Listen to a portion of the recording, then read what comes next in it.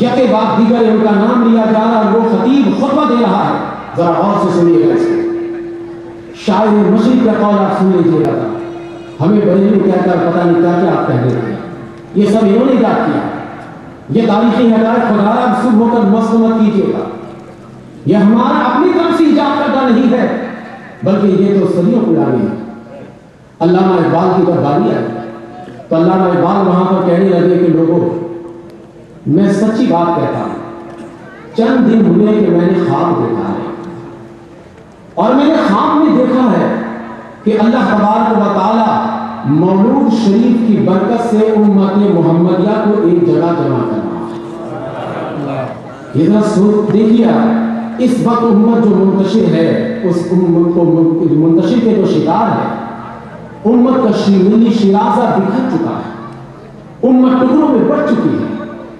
اس امت کو اگر آپ یکجا کرنا چاہتے ہیں، اس امت کو اگر ایک شاملانہ تلے جمع کرنا چاہتے ہیں، مولود شریف کی برکت سے ہی آپ جمع کر سکتے ہیں۔ علامہ اقبال کہتے ہیں کہ میں نے خواب میں دیکھا تھا کہ اللہ تبارک و تعالی مولود شریف کی برکت سے اس امت کو یکجا فرمائے گا۔ وہ کہتے ہیں کہ لوگوں میں بڑا حیران رہتا تھا، میں بڑا پریشان رہتا تھا کہ مولود شریف کے ذریعے سے اللہ تعالیٰ اس امت کو جمع فرمائے گا، ایک جگہ کر دے گا، کیسے ہو سکتا ہے؟ علامہ اقبال کہنے لگے کہ جب سے میں نے یہ خواب دیکھا تھا تب سے میں اس کی تعبیر کا منتظر تھا، لیکن لوگوں گواہ نہیں، میں دیکھ رہا ہوں کہ آج سے وہ تحریک شروع ہو چکی ہے کہ جو مولود مصطفیٰ کے نام سے امت کو جمع کرے گی۔ وہ تحریک وجود میں آ چکی ہے، اور وہ تحریک ہے کہ نبی کریم علیہ السلام کے نام پر جو جلوس نکالتے ہیں اس میں لوگوں کو جمع کیا جائے، نبی کے نام پر جو محفل پاک کا انعقاد کیا جاتا ہے، جسے ہم میلاد مصطفیٰ صلی اللہ علیہ وسلم کے نام سے تعبیر کرتے ہیں، اس نام پر ایک تحریک چل گئی ہے جو حضور کے میلاد کو عام کرنے کے لیے نکل چکی ہے۔ حضور علیہ السلام کی آمد پر جلوس نکالنے کے لیے عام ہو چکی ہے وہ تحریک۔ میں یہ دیکھ رہا ہوں کہ اب وہ تعبیر اس امت سے قریب قریب آ۔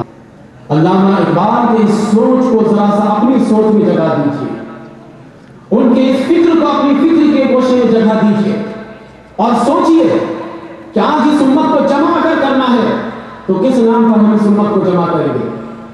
اگر سیاست کے نام پر جمع کریں گے تو سیاست کے نام پر یہ امت نہ پہلے جمع ہوئی تھی اور نہ آج جمع ہو سکتی ہے۔ سیاست کے نام پر یہ امت کبھی جمع نہیں ہو سکتی۔ سیاست کے نام پر حضرت عمر شہید ہوئے، امت جمع نہیں ہوئی۔ سیاست کے نام پر حضرت عثمان غنی شہید ہوئے، یہ امت جمع نہیں ہوئی۔ سیاست کے نام پر مولا علی شہید ہوئے، یہ امت جمع نہیں ہو سکی۔ سیاست کے نام پر ہمارے 12 امام کے بعد دیگر زیادہ تر شہید ہوتے چلے گئے۔ اسی سیاست کے بھیڑ کے امام حسین چڑھ گئے، اسی سیاست کے بھیڑ کے امام حسن چڑھ گئے، تو سیاست کے پلیٹ فارم پر امت کو جمع نہیں کر سکتے، یاد رکھیے گا۔ سیاست کے نام پر پہلے بھی امت جمع نہیں ہوئی ہے اور نہ آج ہو سکتی ہے۔ کس پلیٹ فارم پر یہ امت جمع ہو سکتی ہے؟ یہ امت اگر جمع ہو سکتی ہے تو مولود شریف کی محفل میں یہ جمع ہو سکتی ہے۔ اگر آپ کو شک ہے، آپ اس محفل میں رائے شماری کر لیجیے، کوئی آپ کو یہاں پر متحدہ کا آدمی نظر آئے گا، کوئی آپ کو پیپلز پارٹی کا آدمی نظر آئے گا، کوئی مسلم لیگ کا آدمی نظر آئے گا، کوئی LMA کا آدمی نظر آئے گا، یہ سب اپنے سیاسی تنظیم کو بلا کر نبی کے جھنڈا تلے ایک ہو گئے۔ دیکھ لیجیے اس محفل کے ساتھ میں رائے شماری کر کے، سیاست کے نام پر جمع نہیں کر سکتے آپ لوگوں کو، لیکن مولود شریف کی برکت سے لوگوں کو جمع کر لیں گے۔ اور الحمدللہ یہ سمجھ اب ہمارے سیاسی لیڈران کے اندر بھی آ رہی ہے، یہ فکر سیاسی سوجھ بوجھ رکھنے والے لوگوں کے اندر بھی آ رہی ہے۔ اس وجہ سے وہ لوگ جہاں سال ہر سال اپنے تنظیم کے نام پر محفل کرتے ہیں، وہاں پر ذکر مصطفیٰ کے نام پر بھی محفل کر رہے ہیں، وہاں پر میلاد مصطفیٰ کے نام پر بھی محفل کر رہے ہیں، اس لیے کہ لوگوں اس امت کی بکھری ہوئی شیرازہ کو جمع نہیں کر سکتے۔ بس ایک ہی راستہ ہے جمع کرنے کا کہ حضور کے نام پر میلاد کثرت سے کیجیے اور محبت کا پیغام اس امت کو دیتے چلے جائیے۔ اللہ تبارک و تعالیٰ نے ہمیں تو کتنا اچھا نبی دیا ہے کہ اس نبی کا ذکر کیجیے، امت یکجا ہوتی چلی جائے۔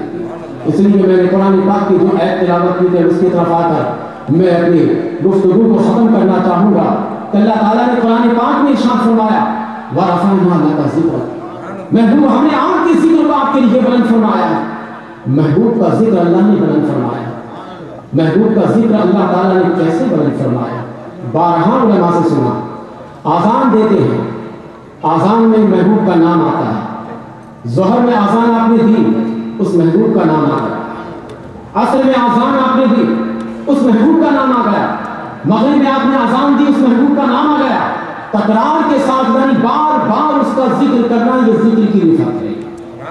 महबूब का बार बार तज़किरा करना, बार बार उसका जिक्र खैर करना, ये रिफ़त जिक्र है। आज़ान एक दफ़ा नहीं, मौज़िन जब जब आज़ान देगा तब तब उस महबूब का जिक्र बुलंद होगा। अब आप नमाज पढ़ते, नमाज में उस महबूब का जिक्र बुलंद कैसे हुआ?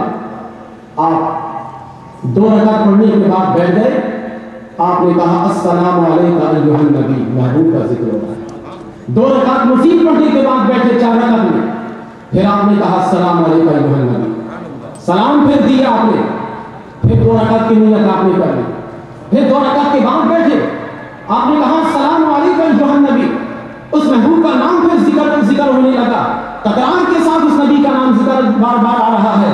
यही रिफ़त जिक्र है, बार बार जिक्र किया जाना महबूब का नाम, ये रिफ़त जिक्र है। ऐ अल्लाह, कुरान पाक में भी तू बार बार महबूब का जिक्र करता है।